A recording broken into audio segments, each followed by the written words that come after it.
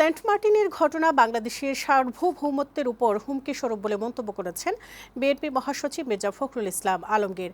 এই ইস্যুতে সরকারের ভূমিকা নীরব বলেও দাবি করেন তিনি। দুপুরে ঠাকুরগাঁওয়ে নিজ বাসভবনে সংবাদ সম্মেলনে তিনি বলেন, সেন্ট মার্টিনের ঘটনা সরকারের কাছে কোনো প্রভাব বিস্তার করছে না, তারা শুধু বলছে এই নিয়ে আলোচনা করবে। সরকার লুটপাট করে বেনজির ও আজিজকে বলির পাঠা বানিয়েছে উল্লেখ করে তিনি বলেন, সরকারি কর্মকর্তাদের ব্যবহার করে রাষ্ট্রের এই দশা করেছে ক্ষমতাসীনরা।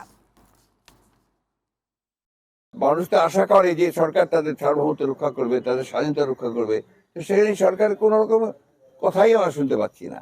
এটা আমি মনে করি যে এই সরকার যেহেতু দুর্বল একটা সরকার, তার কোনো ম্যান্ডেট নাই মানুষের, এবং অ্যাট দি সেম টাইম এটা একটা নতজানু সরকার, এই বিদেশের উপর নির্ভর করেই সে টিকে আছে, যে কারণে সে একটা কথা বলতে পর্যন্ত সাহস পায় না।